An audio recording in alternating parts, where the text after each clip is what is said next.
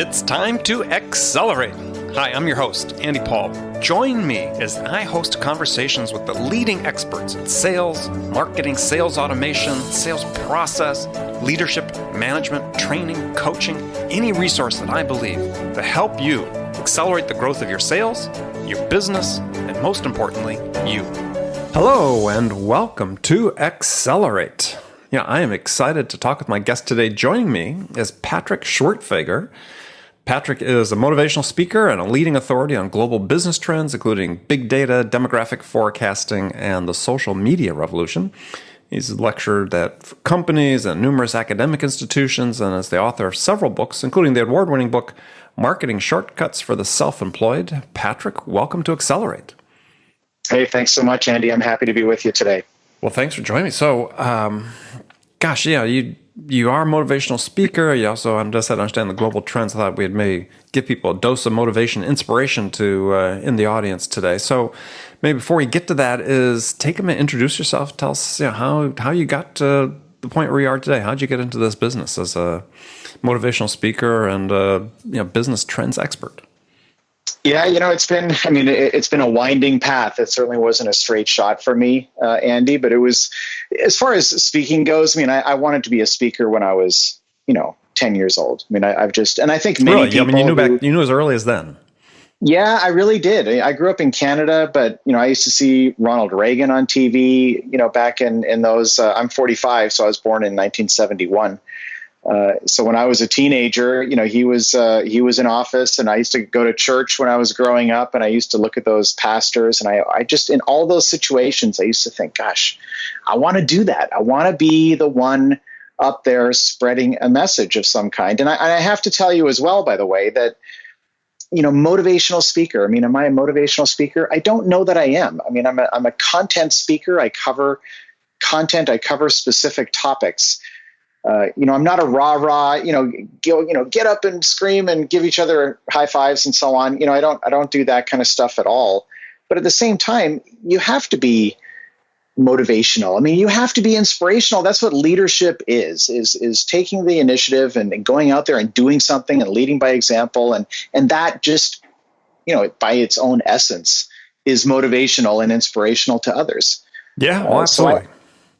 I kind of followed this, my whole life. And I always thought I had to have like some unbelievable, indisputable victory in my life in order to justify a career as a speaker.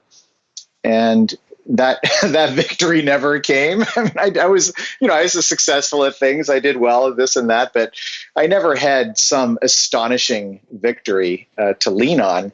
But I just kind of kept doing it, and slowly but surely, kind of brick by brick, you kind of you lay those bricks one on top of the other. And what I really learned, just to jump right in, frankly, is the road to being is through doing. Like when you do this stuff, when you do these things, you become that person. Just like, here you are, you're doing these podcasts, you've done, almost 200 of them. You've become that authority because you are channeling that content and that expertise. And the same is true for me. I've just done an awful lot of it. I've been full-time as a speaker now for almost a decade, 9 years, I guess, since I went full-time.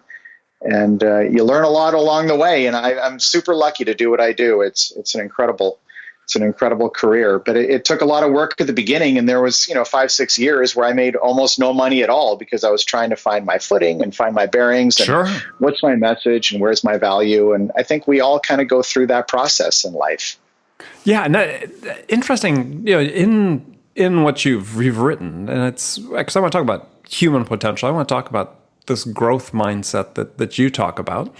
I thought a really interesting phrase that you had is that research has shown that living up to our potential is really just the beginning. And I thought that's such an interesting phrase because people don't think about, if I live up to my potential, they sort of infer from that they're doing the best that they can. But what you're saying, as you experience through your own experience, is that, that's just really opening the door to where I really can go. Well, I love that you, there's so much stuff that I've done over the years and you managed to find this. which I love, and I appreciate that you did that research. But yeah, I mean, what is your potential? I mean, that's my whole argument, is that your potential is a moving target. People, they believe that your potential is a static thing that you either achieve or you don't achieve. But the truth is that every time you do anything, the very act of doing that thing expands your potential. Like whatever it is, it doesn't even matter really what it is. Anytime, I'll put it this way, anytime you do something that's outside of your comfort zone and you push yourself into doing something that you haven't done before, or you're not yet comfortable doing, you don't necessarily have a lot of confidence doing that yet. Every time you do something like that, it expands your potential, which means you're chasing something that's expanding in front of you. And that's why you see, I remember when I was in high school and university up in Canada, and, in those early years of life, I don't know if this was true for you, but for me, I always kind of figured that everyone was pretty similar, and, everyone's life reality seemed to be, similar in many respects. But then you get out of university and you start a career and you start going out into the world, and some people just kind of do the same thing that they're comfortable doing over and over again, and they, kind of stay there because that's where they're comfortable and that's where their confidence is and so on. But other people are like, no, I want to do more. I want to try this. I want to try that. And that's what a growth mindset is all about, by the way, is the belief that you can learn something, is that you can, if you don't know something today, that doesn't mean that you won't know it tomorrow. You can learn it. You can become more proficient at it. And actually, it's interesting. On this same topic, there was at the UBC, University of British Columbia. I grew up in Vancouver, Canada. Mm-hmm. There was a huge pool up there, a swimming pool, and it had 3 diving boards, and one was very low, and the second was kind of the standard height, and then the third one was really tall. Yeah, the 10-meter platform. Yeah, there you go. And to go right to that tall platform is really hard. I mean, for me, I just chickened out. I literally went down the ladder once because I was just too afraid. But if you I think I would be too. That's a long ways up there. Yeah. But this is life, right? I mean, it's easier if you do the short one first and do it 5 times and do the next one and do that one 5 times. And it's incredible how quickly your mind adjusts. People, I talk about rapid skill acquisition. Like, how do you learn something quickly? And one of the best ways to learn something quickly, anything, is immersion, intentional immersion. You immerse yourself into it. You do it 10 times in a row. You go out and do something you're not comfortable doing 10 times in a row. And it's amazing. Just after 10 attempts, you're more comfortable at the 10th attempt than you were at the first. Well, I think part of the key of what you're talking about too is with this is, having gone off that lower diving board 10 times is not to be satisfied with that accomplishment. I mean, maybe there's some people that are, and that's perfectly fine. But if you're aspiring to more, is inevitably you got to turn your vision a little bit higher. Yeah, well, I mean, you hit on something that's interesting and maybe even a little bit sobering, because does everybody aspire for more? And the answer is really no. I mean, it's neither good nor bad, but it's definitely true. I mean, they've done a lot of research in this area. This is why I believe that, the term motivational speaker is something that I have some cognitive dissonance around that term, just because I don't believe that you can take someone who's inherently not motivated, or maybe better said, does not aspire for more, mm-hmm. and somehow turn them into someone who does aspire for more. And there's actually a third category in the middle, which is someone who doesn't aspire for more because they don't believe that they're capable of it. And that's like the undecided vote in the political arena, right? Those are the folks you can actually influence in the positive direction. Oh, I wish we had that ballot choice in the presidential election. Undecided. Unfortunately, I guess we cannot vote, but it'd be nice to have that on the ballot. Yeah, it's crazy. This election season, we're just appealing to the negative, the fears of everything on both sides, not the positives, which I think is really sad. But in any case, I mean, who aspires for more? I mean, I think inevitably for people like myself, and I suspect, for you too, Andy, is that the real goal is to identify the people who have that belief, or at least that they think they can, they think it's possible. and then dig into those people and show them, yeah, absolutely. You got to start, do something, take a step forward. The brick wall is a metaphor that I've used, in a lot of my work. If you walk down, the sidewalk and there's 3 bricks on the side of the road, it's garbage. It doesn't mean anything. There's nothing there, right? But if you take those bricks and you start stacking them and you start putting more and one more, each brick on its own doesn't mean much. That doesn't look like much. One brick in your hand, it's nothing. But when you keep stacking them, eventually you've got a wall there. And then you turn the corner and a second wall, and you keep building. Eventually, we've got buildings out there that are 10 stories tall, all made out of brick. Those buildings were built one brick at a time. Everyone's always looking for, I think that's kind of one of the downfalls of our culture, our kind of celebrity oriented culture, is that people are always looking for these home runs. The easy answer. Yeah, the silver bullet and some huge victory. I was looking for it too. I'm guilty as charged. But the fact is, you look at the successful people out there, and it turns out that those home run victories are pretty rare, even among those ranks. Well, and oftentimes we're built upon the same things you talked about, sort of, the hard work, the small victories accumulating up to presenting an opportunity for a large victory. Yeah. You put you're absolutely, absolutely. You put yourself in a position to win. You just keep doing in football. And I've always been a big fan of football. My dad went to Notre Dame, so I grew up watching football. And we always used to talk about the ugly yards, right? You need someone to do the ugly yards, which are the yards that don't look glamorous, and because what happens is it refocuses the defense on the run game, and that's what allows the deep ball every now and again, because they're not expecting it.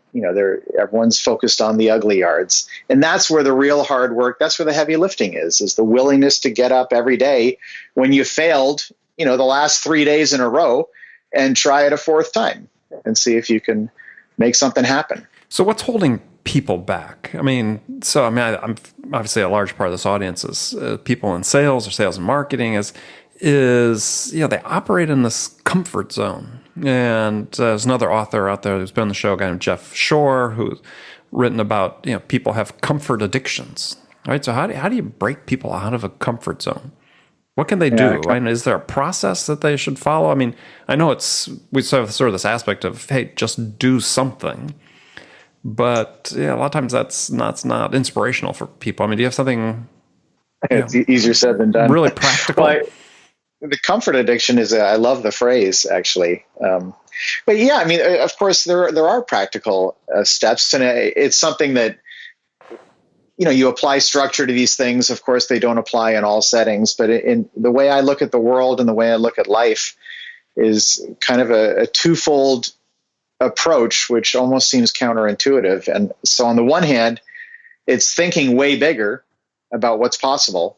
And it is astonishing, you look at people like Elon Musk or, the visionaries of our world who are doing really amazing things. And you sit there and go, gosh, they got the same 24 hours every day that I do, and they're doing so many things. So on the one hand, thinking way bigger, like not a little bit bigger, but take your goals and 10 times bigger, 100 times bigger. Like there are crazy things that are possible today, especially with technology on our side. And we can dig into that if you like. But the second thing is to make the immediate to-do item smaller. So you think bigger, but take smaller steps. Because you take a smaller step, it's easier to succeed, right? At the end of the day, you need to establish a pattern of success. Because it's a belief. It's beliefs, that's the enemy, right? That's what everybody struggles with. The comfort addiction is because they believe that they can be successful in that comfort zone. That's why they're addicted to it, because they don't have to confront failure, right? Failure sucks. Well, and I think failure sucks. Yeah, absolutely. Really, and I think what you're talking about, which is really important for people to understand, is that we talk about a growth mindset and living up to our potential and so on, that these things you're talking about, the small steps and so on, are learned behaviors. People tend to think potential as being like a trait, right? I've got this trait, I'm limited, but that's a learned behavior that people have, that you think you're holding yourself back when you think I'm limited. Yeah, I mean, that's, by the way, we should give credit where credit is due. The growth mindset, that phrase came from Carol Dweck's book, right? book, Mindset, right? Mindset. Great book. Brilliant book and brilliant woman. And I've spoken about her concept many times, and it's the growth mindset versus the fixed mindset. So it's exactly what you just expressed. So people have this idea that, you have to be gifted or talented, for example, to do these amazing things. And if you don't have that gift, well, you may as well just give up because there's no hope. And that's, there's no question that some people are gifted and talented, and we all are in different ways. But that doesn't mean that someone who doesn't have, we can't all be Michael Phelps, right?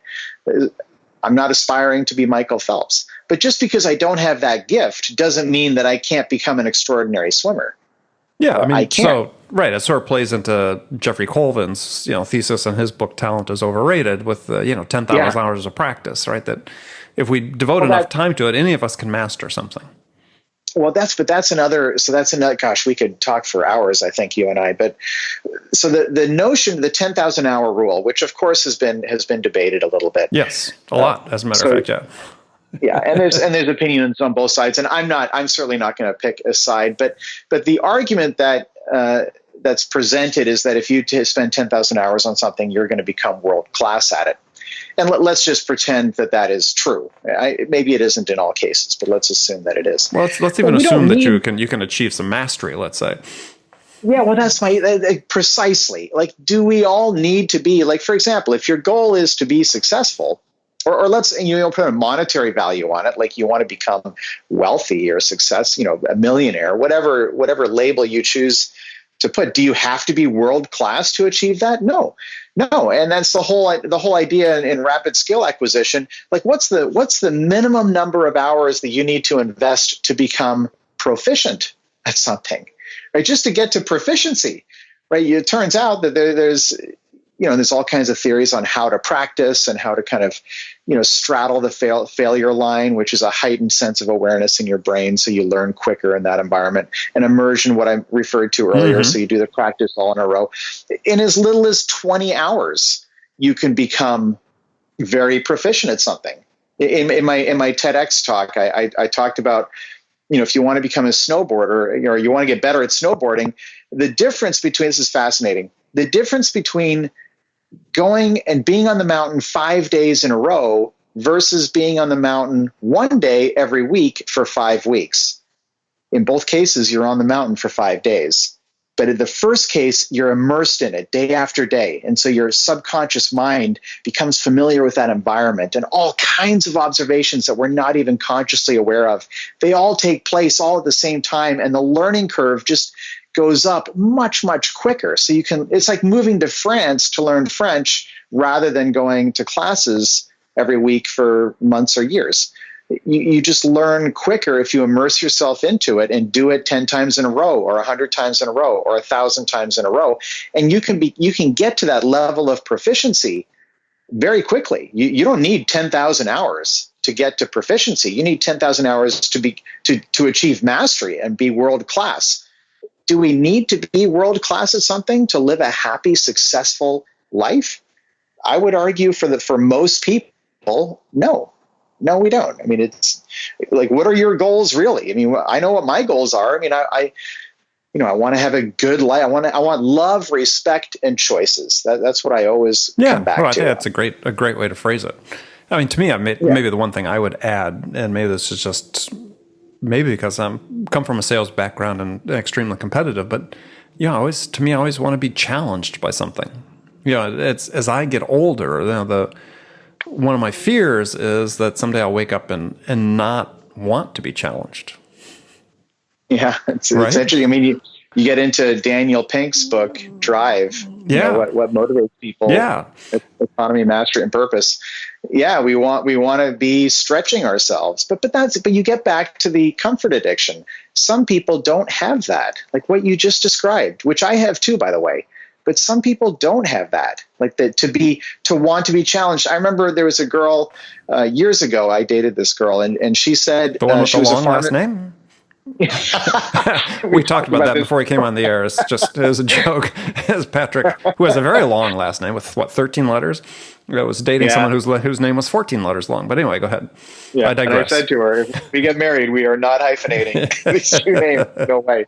But it wasn't her, but it was somebody else. And she's great. I mean, I have nothing bad to say about these people, but it was a mindset that it was foreign to me. She said, she was a pharmacist, and she said, I'm so happy that everything I need to know in life, I've already learned. Really? And I was like, oh my God. I mean, that would bring me to like suicidal thoughts. Well, clearly she hadn't been a parent yet. Yeah, well, that's true as well.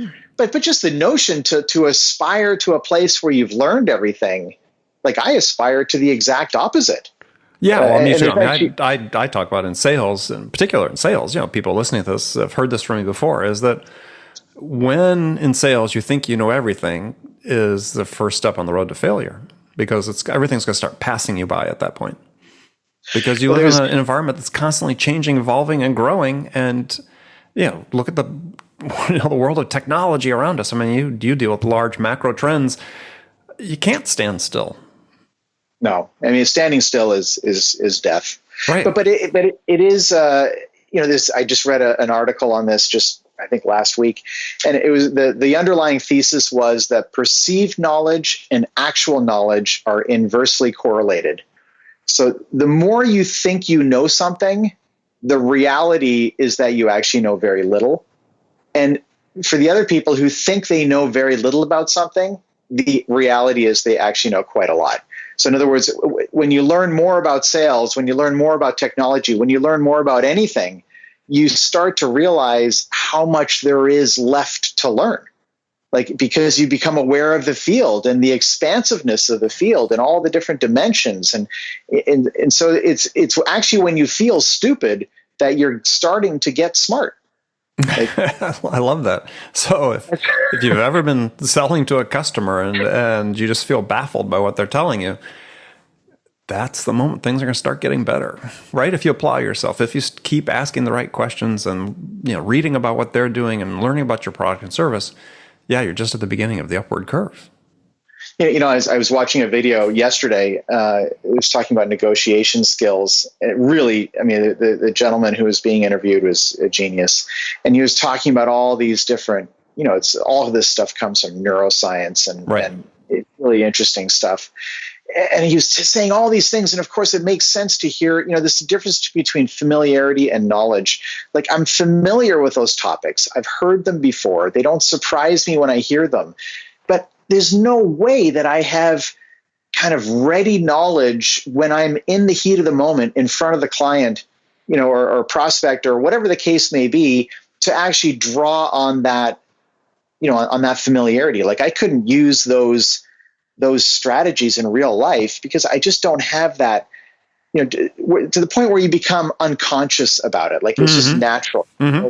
And there's all these different strategies and things, like he was talking about at the end of the sentence, having it go up at the end or having it go down, and how the difference of how people perceive the information in those two settings.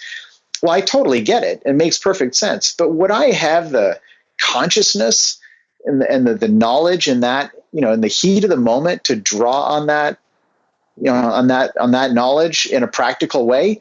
No, because I would need to do that. And I actually don't do sales calls. I mean, I do, certainly there's an element of selling to what I do, but it's very different, for me to secure the engagements that I get. It comes through marketing, actually, for the most part.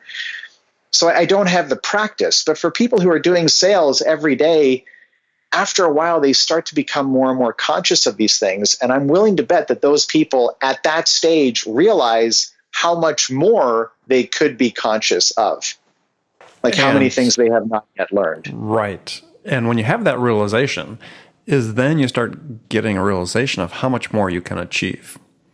Yeah, and exactly. I think that's the real key for people listening to the show, is that once you understand how much you have left to learn, it then starts painting a picture of how far you can go. Yeah, I mean, and that's when you see the extraordinary potential. Like, I just, one of my best friends, I actually had coffee with him this morning, and he's a great guy. He's got a heart of gold, but he's just constantly a pessimist. It's like, I sent him a video yesterday, not the one I just mentioned to you, but a different one. and he just immediately dismisses it as something that's unnecessary for him. And he probably already knows that anyway.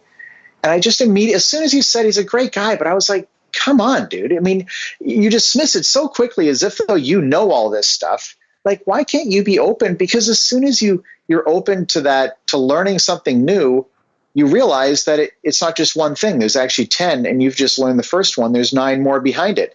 And every time you do one more, each one of those turns into 10 of their own. So you end up with 100 by the time you get to the first 10. Like there's, it's like reading books. And I truly believe that leaders are readers. And I go through tons of books all the time. And every time I read one book, I end up writing down the names of 3 others that are mentioned in the book, one way or another, that I end up wanting to read. So the list just keeps getting longer and longer. And I'm not suggesting that all those books are good, because I've been disappointed many times with books.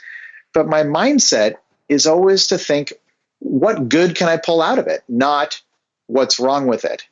Like, for example, there's a book out there called The Power of Habits. Right. Charles Duhigg, right? Yeah.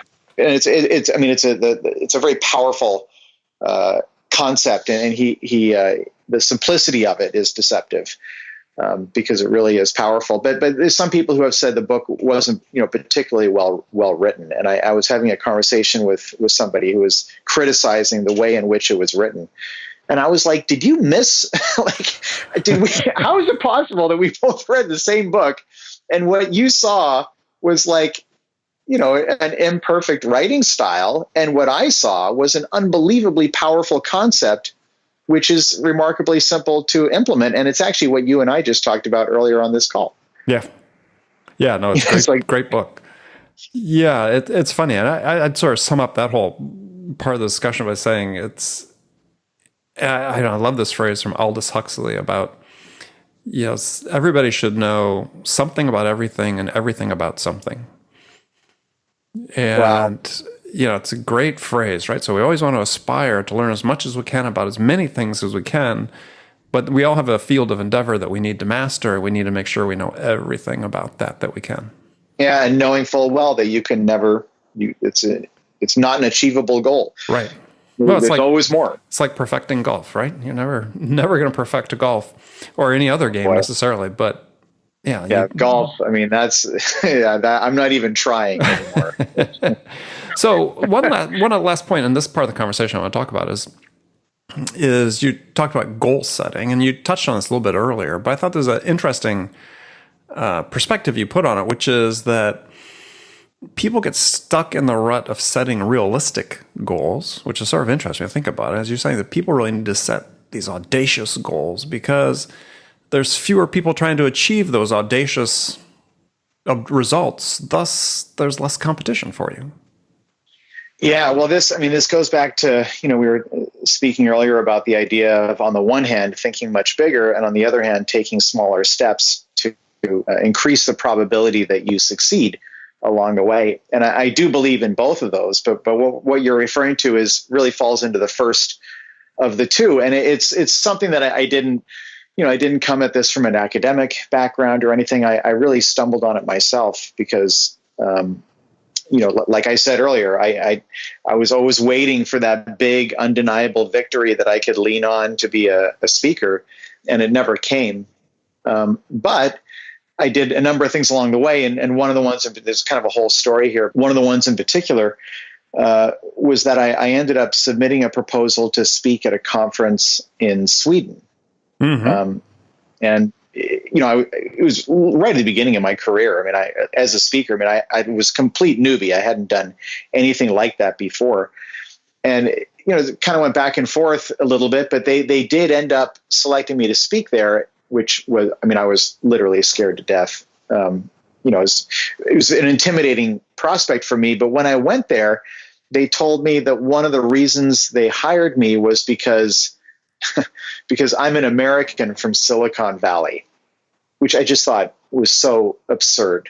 There's 7 million people who live here in the Bay Area who all basically fall into that category. There's nothing special about being here in the Bay Area when you're here in the Bay Area. But it turns out that when you're in a different part of the world, that's an asset. And they also told me that I was the only American who had submitted a proposal to speak at their conference. And I was just shell shocked when I heard that. I couldn't believe it. Literally it's not that I had less competition. I literally had zero competition. There was nobody else.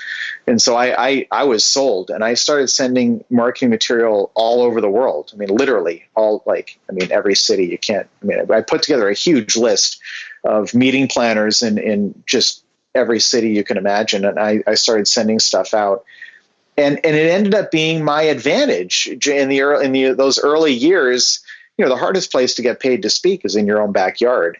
So, but you go to Dubai or less Moscow, less competition. People, they kind of want someone. Like, it does increase the credibility of the event when you have someone from the other side of the world. Just like we're, sometimes impressed if you have an opportunity to hear someone speak who's from, Germany or from, Australia or something. And there's an exotic element to it just by nature because they're from somewhere else. And that was my advantage. That was my competitive advantage. And so I started thinking more and more about this idea of thinking bigger and embracing these big goals. You look at, again, Elon Musk and what he's doing with SpaceX and Tesla and the Powerwall and all these things that they're introducing.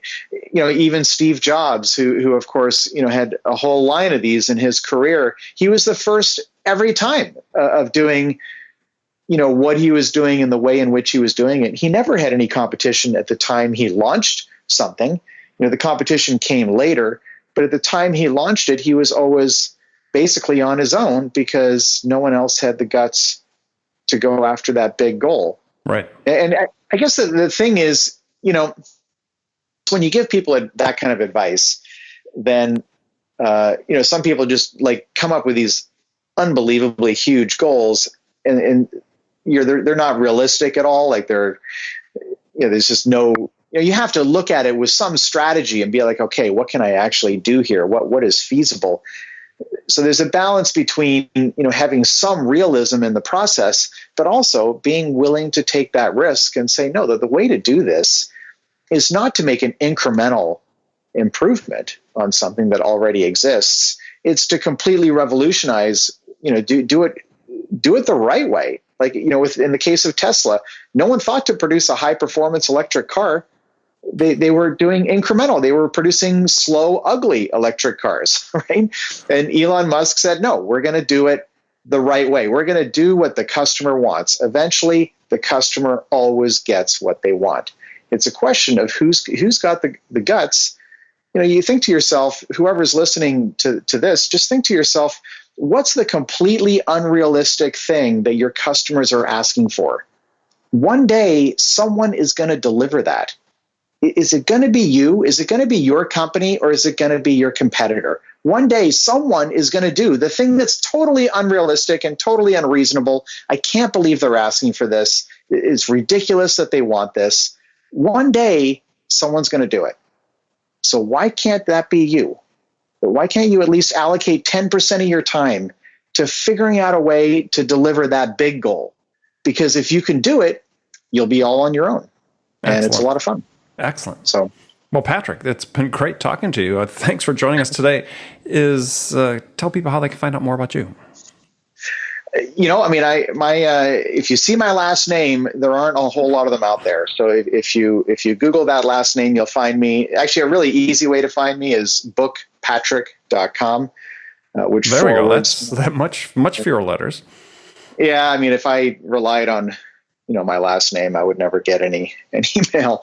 But yeah, bookpatrick.com will get you to my website. And certainly if anyone has any thoughts or questions or, I'm very happy. I love hearing from people. So if you have any thoughts, please get a hold of me. Okay. They can connect with you on LinkedIn as well, I presume? Yeah, absolutely. And Facebook and Twitter and all the usual spots. Excellent. So again, thanks for joining us. And remember, friends, make it a part of your day every day to deliberately learn something new to help you accelerate your success. An easy way to do that is to subscribe to this podcast, Accelerate. Take just a minute, go to iTunes, subscribe, and then you'll make sure you don't miss any of my conversations with top business experts like my guest today, Patrick Schwerdtfeger, who shared his expertise about how to accelerate the growth of your business. So thanks for joining me. Until next time, this is Andy Paul. Good selling, everyone. Thanks for listening to the show. If you like what you heard and want to make sure you don't miss any upcoming episodes, please subscribe to this podcast on iTunes or Stitcher.com. For more information about today's guest, visit my website at andypaul.com.